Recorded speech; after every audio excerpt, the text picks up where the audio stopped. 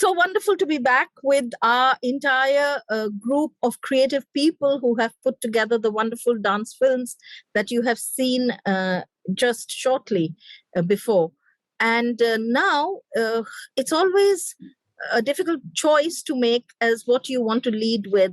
And I think I'll make it simple for myself and for you in a way to follow by leading with the very first film that we opened with, which was called Akshara. There's a little funny story about why we chose to lead with the film. The presenting organization is Akshara, and Akshara Karam was just too much of a coincidence to build on, and that is why it was a no-brainer to start with Akshara Karam. But today, as we start our panel discussion, I think there is a significance to Akshara Karam which none of the other films I'm able to show right now, and that is Akshara Karam's patron is present with us. She is the very well-known iconic figure in the craft sector, the arts sector, and politics.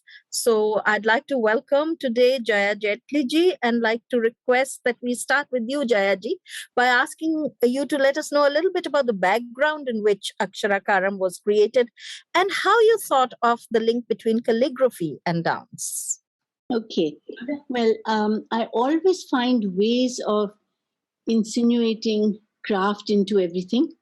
And with my passion for calligraphy and writing and scripts and languages, I just felt somehow it came to me that this was a beautiful fit, because every dance movement, every posture, which is also based so much on yoga, the flow of a dance posture where you have to think your movement through, breathe and internalize everything, and then just do it all in one flow. This same technique is used by a calligrapher when he has to also take a deep breath and almost meditate, and then take the brush and do the whole stroke until it's done. You can't stop halfway and start thinking, shall I go left or shall I go right? So this beautiful gesture and especially the Indian script, so many of it is so rounded and beautiful that many of the yoga postures are like that. So we just had a little discussion, the dancers, mainly Justin and me, to discuss how we could amalgamate the idea of calligraphy, yoga, and dance, because also the language of mudras and the abhinaya itself is a language of its own.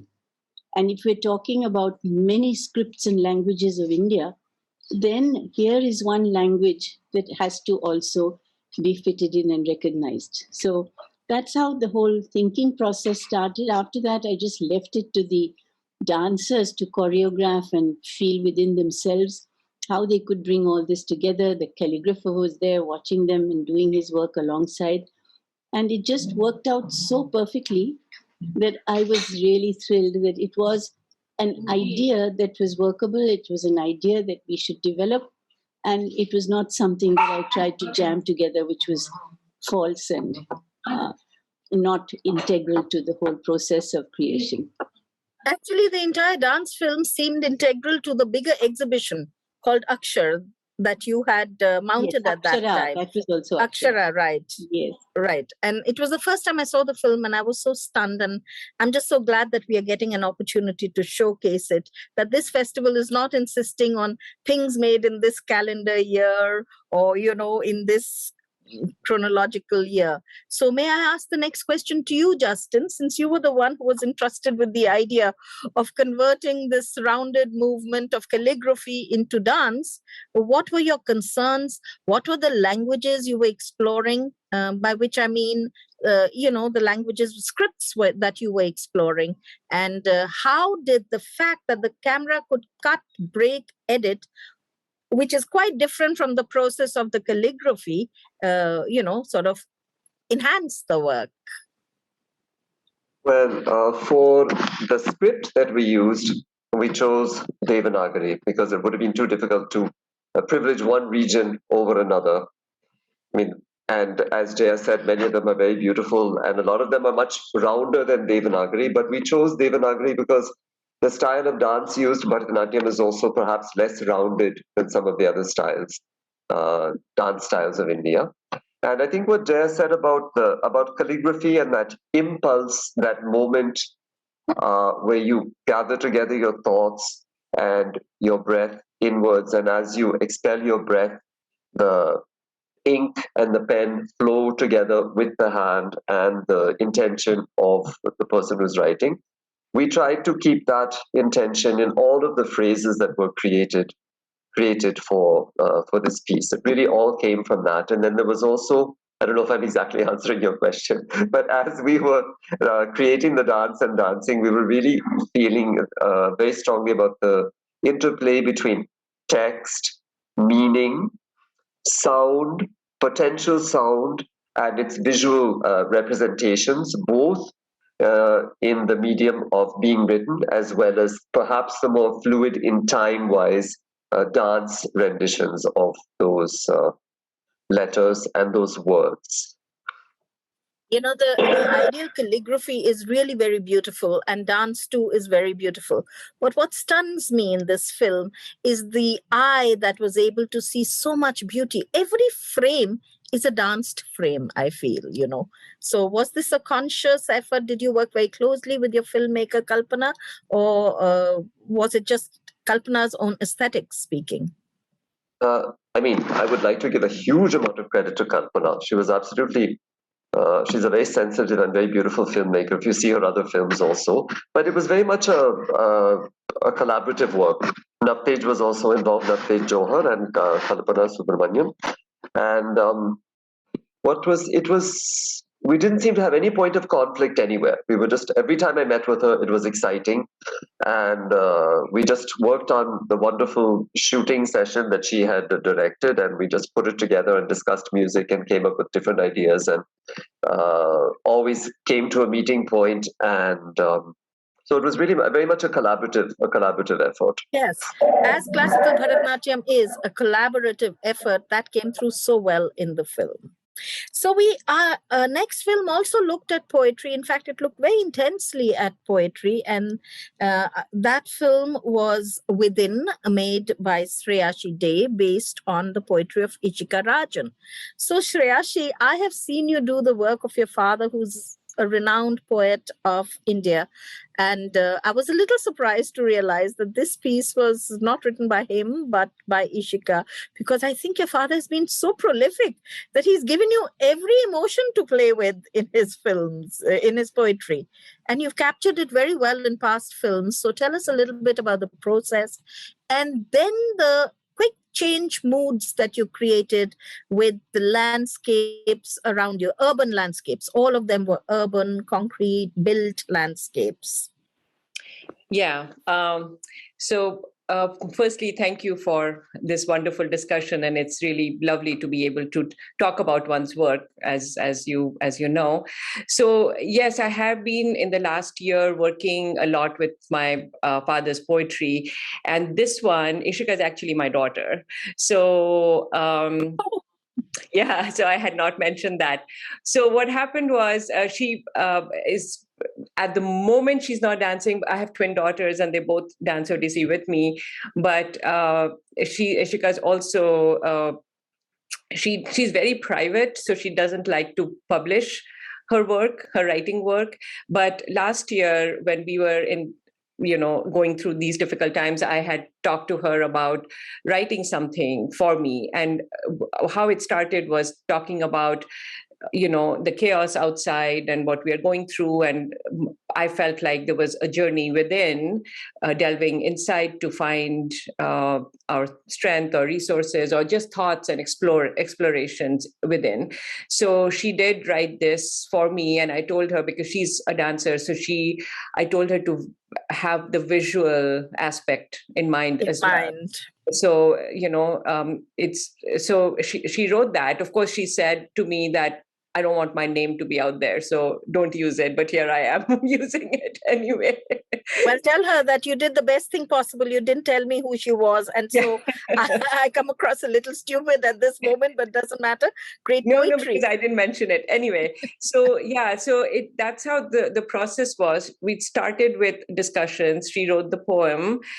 We went back and forth. I sat with it for several months. Then you mentioned, and the filming of it was this past summer. We're in December now, so it happened in August.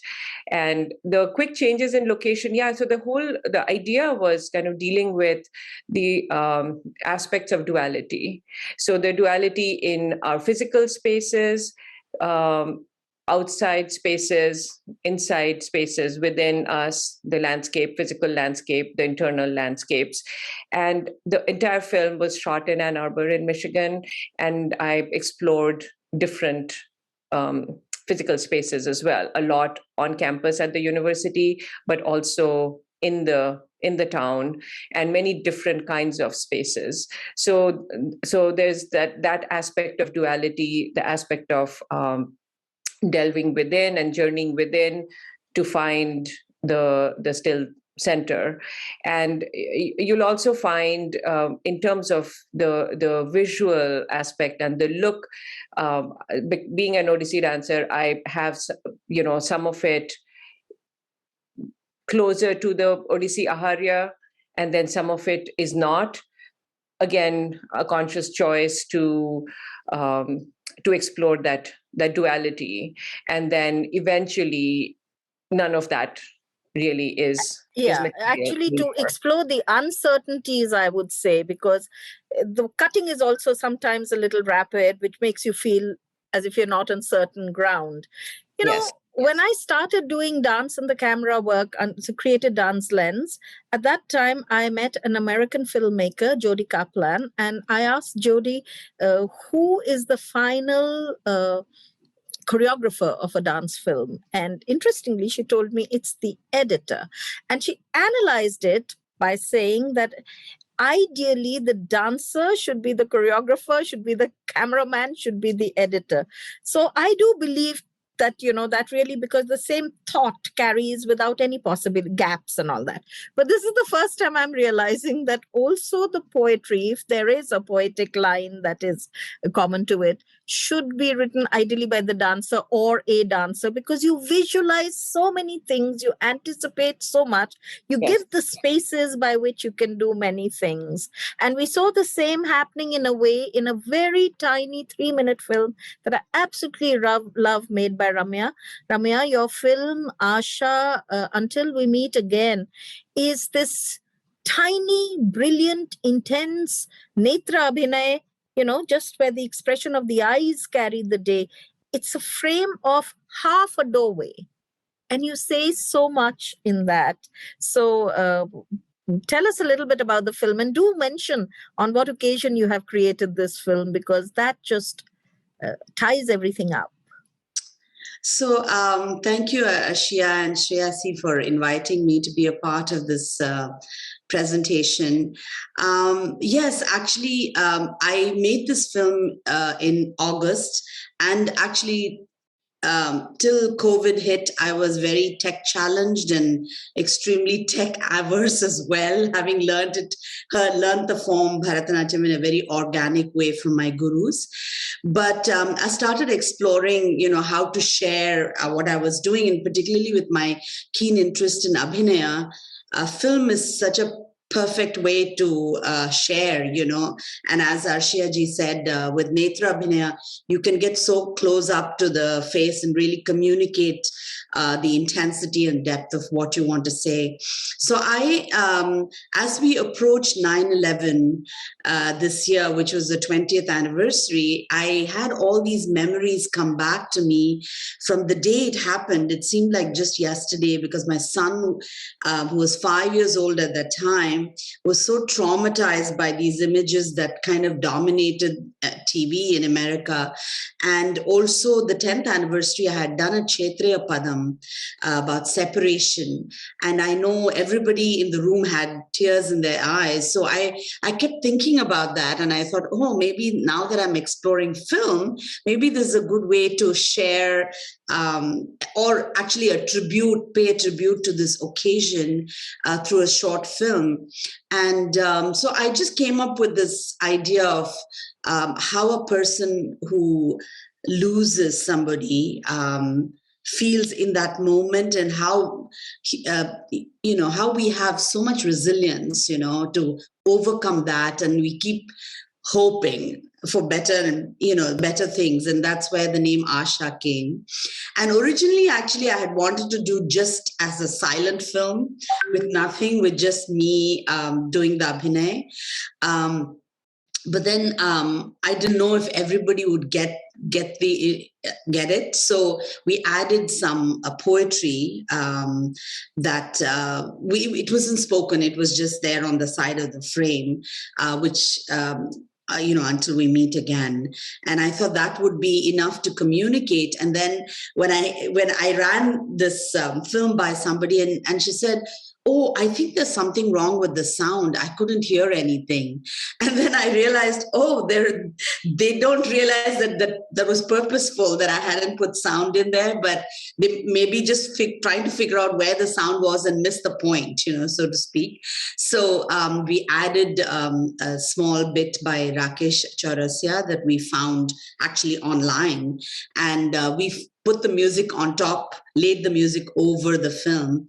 And it just, in that moment, I just had goosebumps when I heard the music.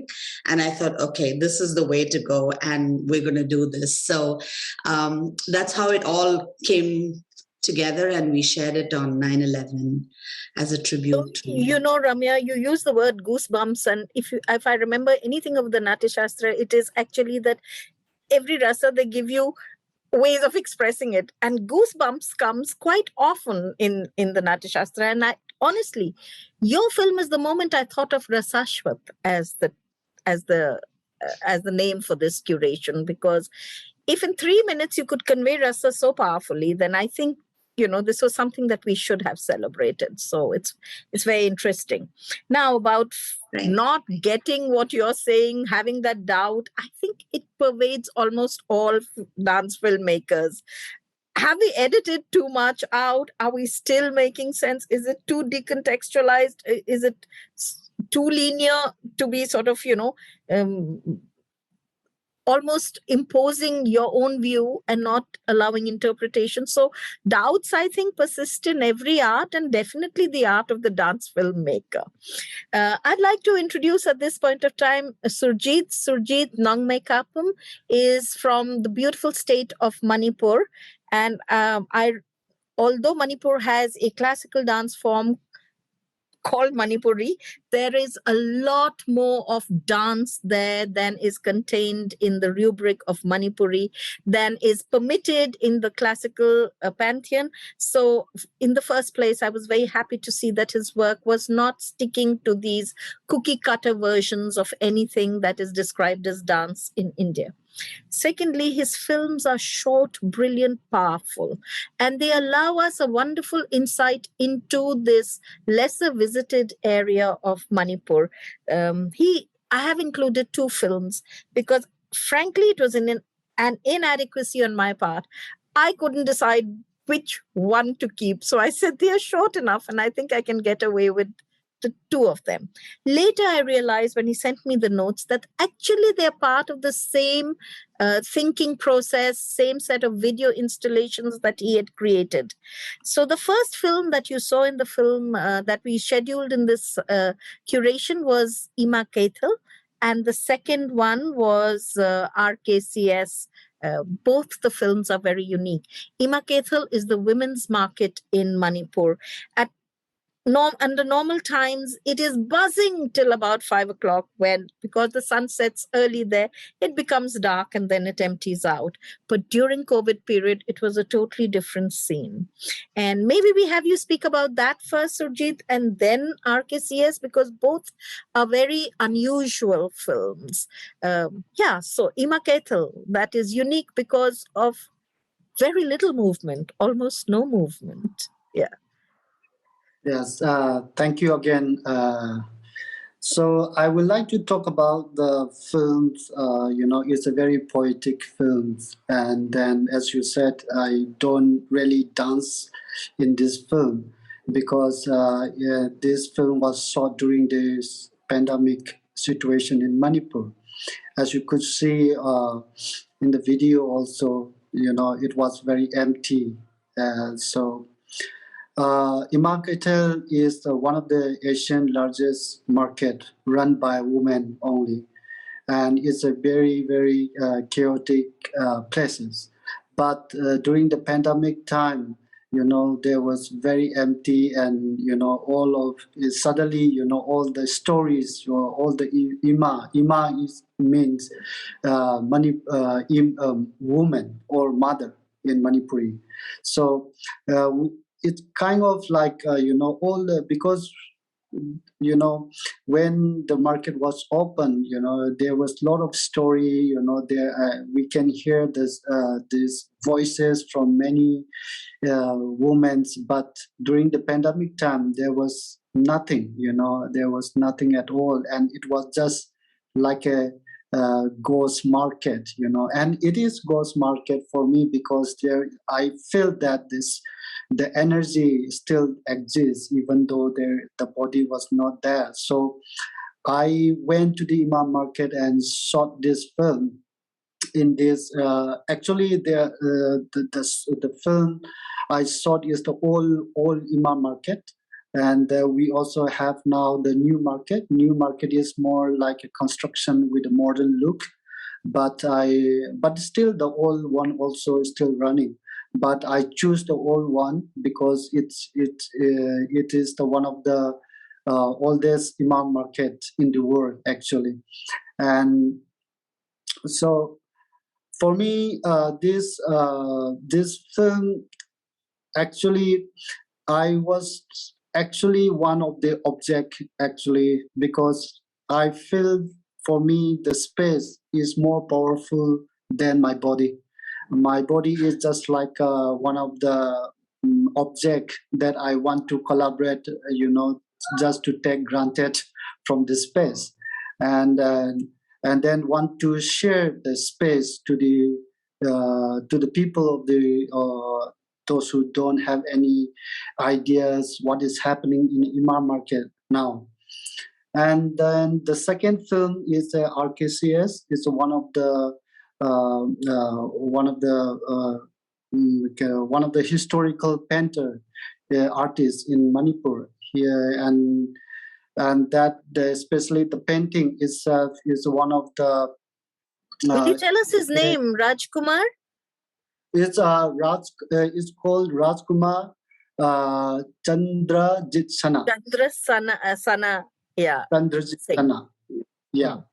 So he is one of the artists who always, try to preserve by his painting the historical movement in Manipur. And he have a lot of painting about the Second World War and all. But during this pandemic, it reminded one of the epidemic happened in Manipur in 20th century, that cholera was happened in Manipur long time back. At that time, there was a lot of people that killed by this cholera. There was like a whole family. My father also told me about this story, that what happened during that time was most of the family member killed by this cholera. So it reminded me. So I went to this RKCS, and then I saw this picture. Then why I don't, try to take it granted again with this painting and show it that okay, we should not it is not corona is not the new one. We already faced pandemic in the past, so we should not lose our hope.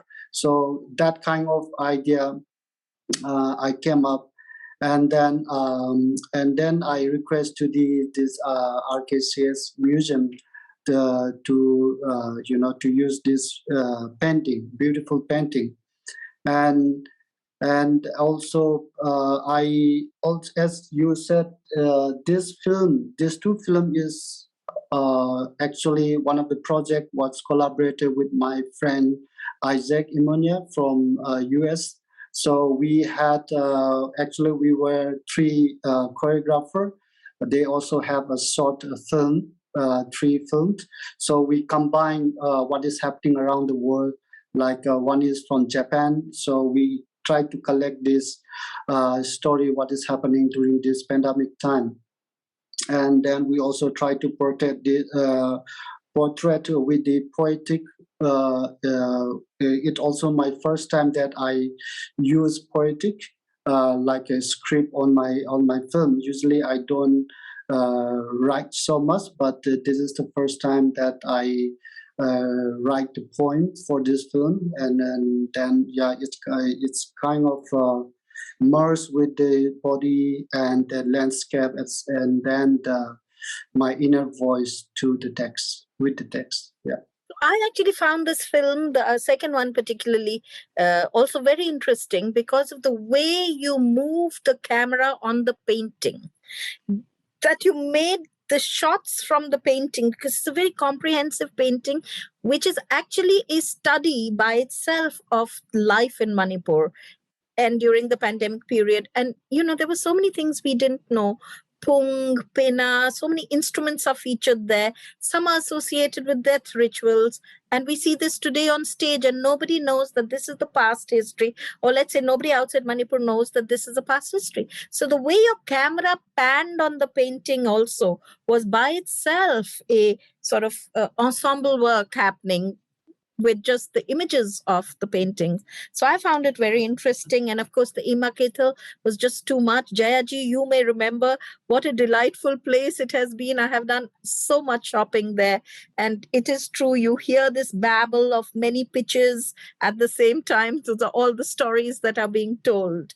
So I'd like to now come to the last filmmaker on this curation, and also hers was the last film that you saw, Sumedha Bhattacharyya. And the film Sumedha, I have just loved. Touch the Sound. And it has a bit of craft, strangely, the making of the pot and all that. It is a very interesting movement of just the ghungru, which is the ankle bell that Indian dancers wear around their feet. And since Sumedha comes from the Kathak tradition, it is unique because of the fact that it wears the maximum number of bells. In fact, dancers take great pride in announcing how many bells they wear around each ankle, and these numbers go up to 200 sometimes. So the fact that Sumedha has picked up on the bell, the making of the pot, terracotta, and linked it in so many ways, her dance practice with this. I'll leave it to her to tell me. The first introduction, before I read her note, it just stunned me to see how, in a way, her dancing body was sculpting space as the potter's hand was sculpting the clay, both inside and outside, patting it, tapping it, like the dancer's foot pats and taps the ground, and then with her hands sculpt space. Then I read a more detailed, then I understood it in a more detailed way once she sent me her note. So Sumedha, all yours. Thank you so much for having me here, and everyone. It's really exciting to talk about something I made in 2019, and it was really a cool revisiting of that video also. For me, I think it was a part of an artist residency program in Flame University back then for a month, and they had a theme around departure. And I was also going through a phase in my life where I was departing from traditional ways of dancing. So for how do I arrive, what is this, space between arrival and departure? It was a larger theme under which I proposed this, Touch the Sound.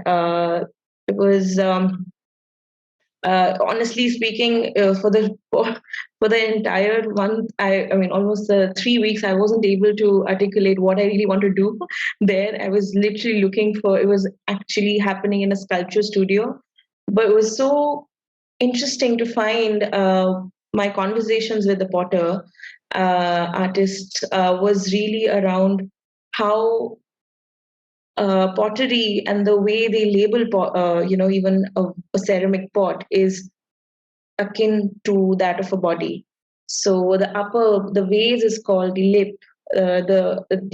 This is called like the vase. If you see, it's sort of exactly the figurative understanding of a pot is equal to the body, and even the making of the ceramic pot was almost like the making of the dancing body. Like it was preparing, the clay was preparing, it's kneading.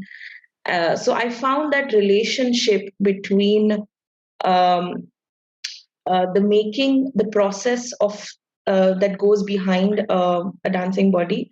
But at the same time, my question here in the departure was around how does a tradition sound like? What is tradition? So my constant inquiry in the whole time was around what is this idea of tradition that we hold or we let go, or can we ever, how do we arrive and depart from tradition? So that was the larger questions that I was grappling with. I still grapple with, but that's the way I began to look at it. So you have used a split screen sort of treatment to it. Yeah. Yeah. Do you do your own editing? How do you sort of know exactly where you want to cut? Because the positionings are very, very apt. They immediately suggest many things.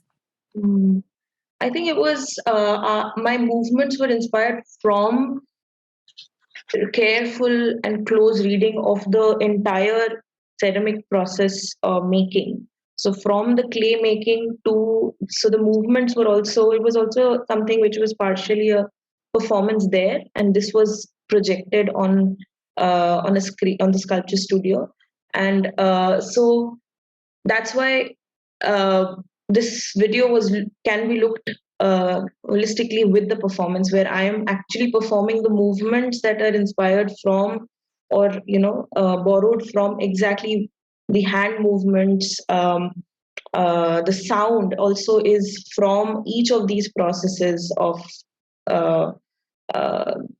creativity. Yeah. So actually, this brings me to the one or two questions I want to ask the entire panel. I'll leave it to anybody to respond to it. What is interesting now I'm seeing increasingly? First, let me just give you a little information about Sumedha's new work. And her new work is actually to mentor a whole sort of consciousness of making dance films. And she welcomes all varieties, called Do It with the Camera, right? Right. And so many younger people have started making experimental films, and all this is really the drive that she has shown. I mentioned this to you, Sreyashi, particularly because maybe for the next year when you do Rasa, she may be an interesting person for you to ask to curate, because it will be with a totally different perspective than mine, because I still stick to tradition a lot more than the times really demand. So that apart, the question that I wanted to ask is, how many of you have ever considered using the camera as part of live performance? Projecting or recording rehearsal and then projecting, or, as Sumedha did, she projected the pot making process during a performance in that accompanied So that's an area that we could certainly look at. And Sreyashi, since you have such a long, such a large cache of films based on your father's poetry, maybe this is something that you could look at. Yeah, absolutely. And I had not thought of it that way because, coming from more of a classical dance background, you just get kind of in that mindset, right? Yeah. And it's only now that, thanks to technology, thanks to everything that we have gone through in the last almost going to be 2 years now, everything has opened up for us. Our perspectives have opened. And also, I would, really commend younger dancers, filmmakers like Sumedha, opening up so many different perspectives and possibilities for us. And there's so much to learn. And I particularly feel very appreciative, very grateful. It's so exciting, so exciting. So thank you so much for saying what I have been wanting to say, Sreyashi, that, today I read something about mentors and mentees and that assumption that the mentor is always the senior person by age, as if it has some magical experience qualities to it. But I have really, in this pandemic period, got so many gurus from much younger people like Sumedha, opened my eyes totally. Surjit's work shook me. I mean, can you make a dance film around a painting? How many arts can you weave in like this? It's endless. The sky is the limit. And I certainly hope we will see some of this imaginative daringness in future Rasa festivals. Shreyashi, I will bank on you. Absolutely, absolutely. And Sumedha, I will be asking you to mentor me. I'm telling you, don't roll your eyes, don't protest, because really, honestly, just the confidence. It took me 20 years to get to this point, Sumedha. It's such a relief to see such amazing work being done by you all, really.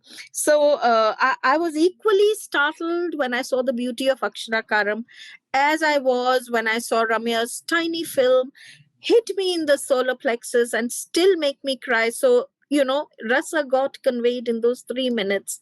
It shook me when I saw Surjit's treatment of both catching the shocking stillness of the Ima market. And so no dance, and yet you have a dance film, and you have 2 dance films. And then Sumedha's creative interweaving and the split screen technology. Cree Foundation's very first dance film had a split screen treatment, but there were many screens. It was a film called Rama, made in 2007. I think we should show it in the film archives now, in dance film archives. It's that old. But I look forward to new work from all of you. Jaya ji, you included. If you're going to make such a beautiful film, may I please request you to once again put on your creative dance film thinking cap and make the film.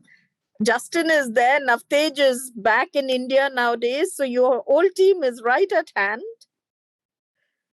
Finally, my one little announcement is that my next curation is a very interesting one. I'm looking at climate change as one theme and the northeastern part of India as another theme.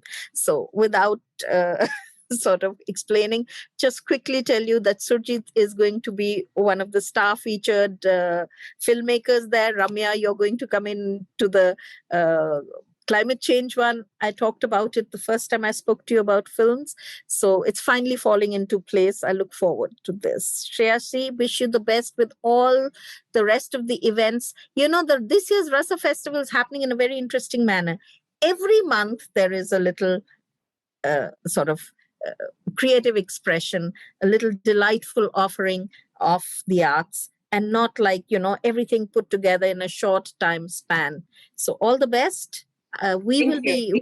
And thank you to all of you for being a part of our festival. It's a great pleasure and an honor. So thank you. And thank you to you, Arshiya, for curating this wonderful dance film showcase. And thank you.